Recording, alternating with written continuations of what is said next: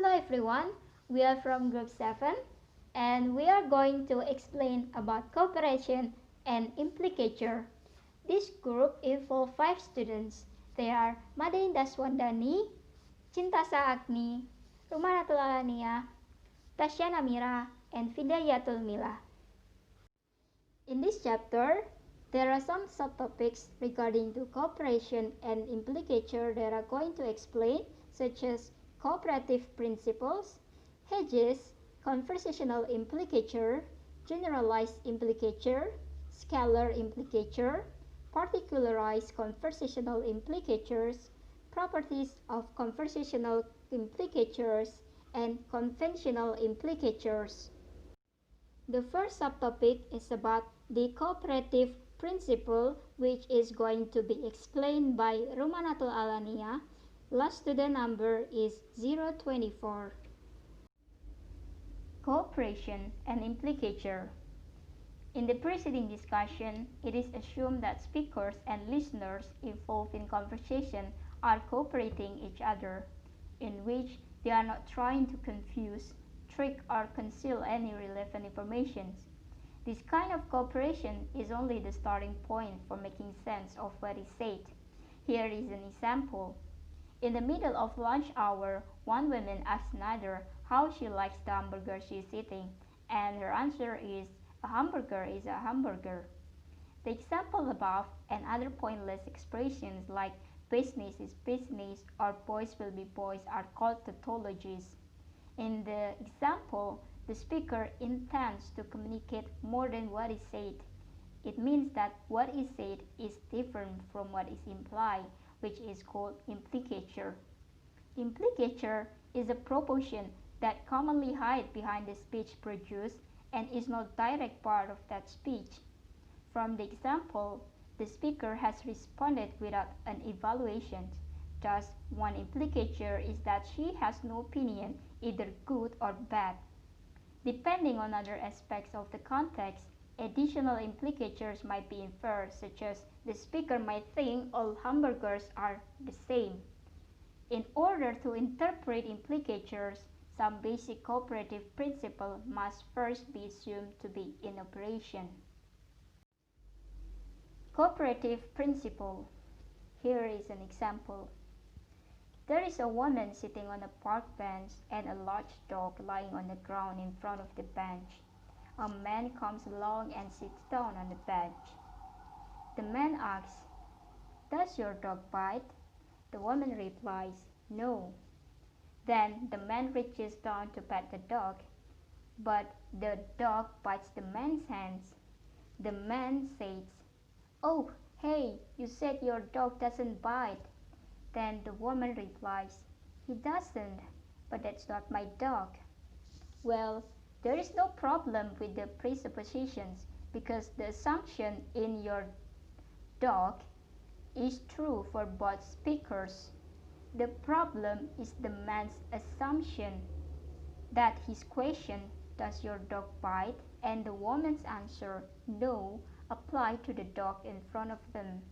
From the man's perspective, the woman's answer provides less information than expected. The woman might actually be indicating that she doesn't want to take part in any cooperative interaction with the stranger. Generally, the assumption of cooperation is so pervasive that it can be stated as a cooperative principle of conversation and elaborated in 4 sub-principles called maxims. The cooperative principles and maxims are proposed by Chris in 1975. In cooperative principles, participants expect that each will make quote-unquote a conversational contribution such as required at the stage at which it occurs by the accepted purpose or directions of the talk exchange in which you are engaged. The maxims. Maxims are divided into 4 sub-principles. They are maxim of quality, maxim of quantity, maxim of relations, and maxim of manner. First, Maxim of quantity. 1. Make your contribution as informative as is required for the current purposes of the exchange. 2. Don't make your contribution more informative than is required. Example: A. What are you going to buy in the mini market? B. I'm going to buy milk and some snacks. In the example, speaker A and B share the same quantity of information, not more or less.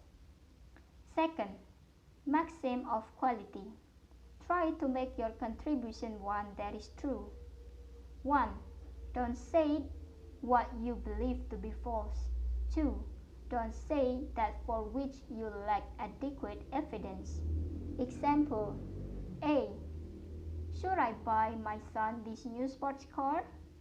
B. I don't know if that's such a good idea. He's totaled 2 cars since he got his license last year. Third, maxim of relation. Be relevant. Example: A. Have you finished linguistic homework? B. Yes, I have.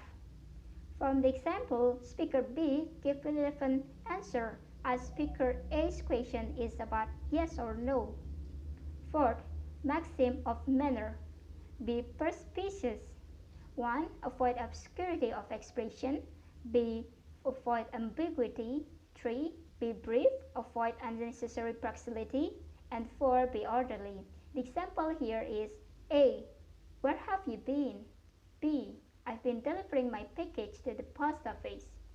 Well, the conclusion here is it is important to recognize this maxim as unstated assumption we have in conversation. We assume that people are normally going to provide an appropriate amount of information, telling the truth, being relevant and clear. Because these principles are assumed in normal interactions, speakers rarely mention them. However, there are certain kinds of expressions speakers use to mark that they may be in danger of not fully adhering to the principles. These kinds of expressions are called hedges, which will be explained next.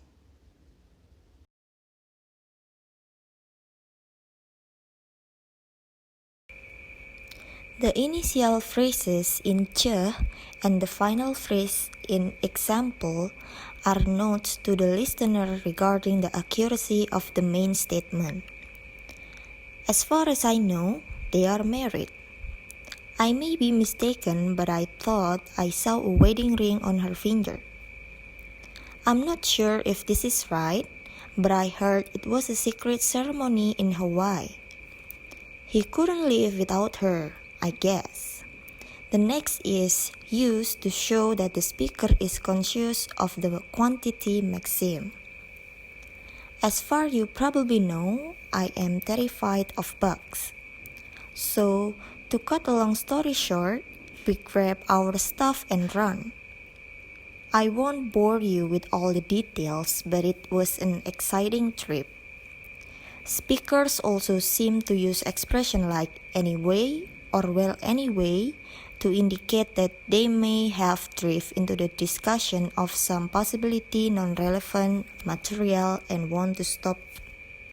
Next is X as a hedge on the expectation of relevance. I don't know if this is important, but some of these files are missing. This may sound like a dumb question, but whose handwriting is this? Not to change the subject, but is this related to the budget? The next is the awareness of the expectation of manners. This may be a bit confused, but I remember being in a car. I'm not sure if this makes sense, but the car had no lights.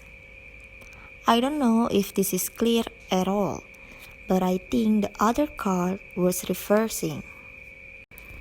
All of these examples of hedges are good indication that the speaker are not only aware of the maxims, but that they want to show that they are trying to observe them. In courtrooms and classrooms, witnesses and students are often called you wanna tell people which are already known to those people. Specialized institutional talk is clearly different from conversation. In conversation, a speaker may opt out of the maximum expectation by using expressions like no comment or my lips are sealed in response to a question. They are naturally interpreted as communicating more than is said. Example: the speaker knows the answer. This typically reaction, there must be something space here. The next one is about generalized conversational implicature. So, this is going to be explained by me, Madinda Sondani, and my lesson number is 012. Generalized conversational implicatures are inferred without a special reference to context. One common example in English involves any an indefinite article of the type a or an x. These phrases are typically interpreted according to the generalized conversational implicature that an x, not speaker's x. For example, I was sitting in a garden one day. A child looked over the fence. The garden and the child that mentioned are not the speakers. It didn't belong to the speakers, but it belongs to someone else. It can be calculated on the principle that if the speakers was capable of being more specific, in example, more informative following the quantity maxim, then he or she would have said my garden and my child. Conversational implicature. Conversational implicature assumption in conversation. The participants are adhering to the cooperative principle and the maxim.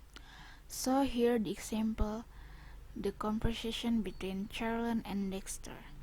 Charlene, I hope you broke the bread and the cheese. Dexter, I broke the bread.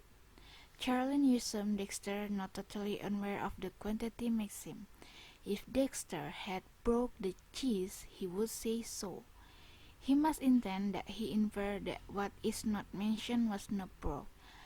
Using the symbol for an implicature, we can also represent the additional conveyed meaning, with B as the bread and C as the cheese.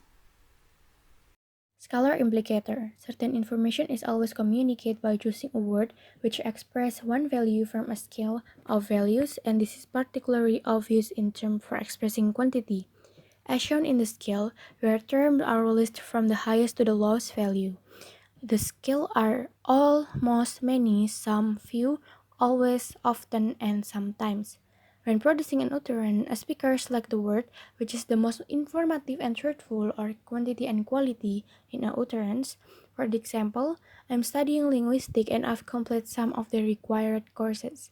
By choosing some, in the example, the speaker creates an implicator, not all. And the basic of scalar implicator is that when any form in a scale is asserted, and the negative of all form higher on the scale is implicate. The first scale had all, most, and many higher than some. If the speaker goes on to describe those linguistic courses as in example 13, then we can identify some more scalar implicators. For example, they are sometimes really interesting. By using sometime in the speaker communicates via implicator, the negative of form higher on the scale of frequency, not always, not often. Next, particularized conversational implicator. Most of the time, our conversation takes place in very specific contexts in which locally recognized inferences are assumed. Such inferences are required to work out the conveyed meaning which result from particularized conversational implicator. For the example 1, hey, coming to the wild party tonight, my parents are visiting. A simply relevant answer would be yes or no, but here, in order to make Tom's response relevant, Rick has to draw on some assumed knowledge or draw on a conclusion. Maybe Tom can't coming to the party because he's spending that evening with his parents, and time spent with his parents is quiet, so consequently his absence was enormous. The second example, where are you going with the dog? To the vet. The dog is known to recognize the word vet, and the dog had been taken there, so Sam produced more elaborate, spelled out or less brief version of his message, implicating that he doesn't want the dog to know the answer to the question just asked. And the last example, do you like ice cream? Is the Pope Catholic? In example 19, Ernie's response does not provide a yes or no answer, so Bert must assume that Ernie is being cooperative, so he considers Ernie's pop question and clearly the answer is yes, so the answer is known. But the nature of Ernie's response also implicates that the answer to the question was obviously yes. Hello everyone, my name is Vidya Dumila. My three last two numbers are 029. I'm going to explain the last two parts of the cooperation and implicature chapter. Properties of conversational implicatures. As we know, the implicature is a situation within conversation with the inferences and assumptions being made by people who hear the utterances. There is a standard associated with stating a number that the speaker means only that number as shown in example A.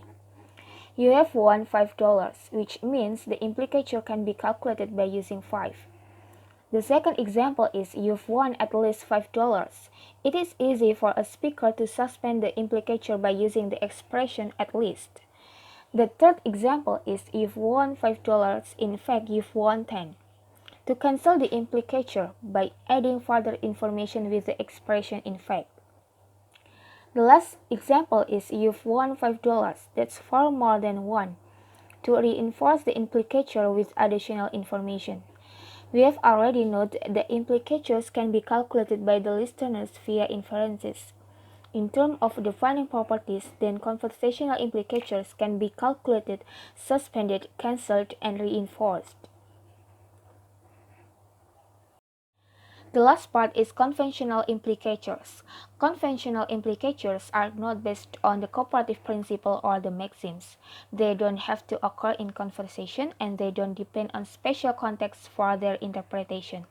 Not unlike lexical presuppositions, conventional implicatures are associated with specific words and result in additional conveyed meanings when those words are used. These words are the English conjunctions such as but, even, yet, and. The first conjunction is but, an implicature of contrast between the information in P and the information in Q. For example, Mary suggested black but I chose white. The first sentence is contrast to the second sentence because there is a conjunction but. The second conjunction is even. When even is included in any sentence describing an event, there is an implicature of contrary to expectation. For example, even John came to the party, he even helped tidy up afterwards, even adding a contrary to expectation interpretation of these events. The third conjunction is yet. The present situation is expected to be different or perhaps the opposite at a later time. For example, Dennis isn't here yet. She expects the statement Dennis is here. The last conjunction is and. And has different implicature in different structures. First, when two statements containing static information are changed by and, the implicature is simply in addition or plus. For example, yesterday Mary was happy and ready to work. This example is static information that conjoined by and.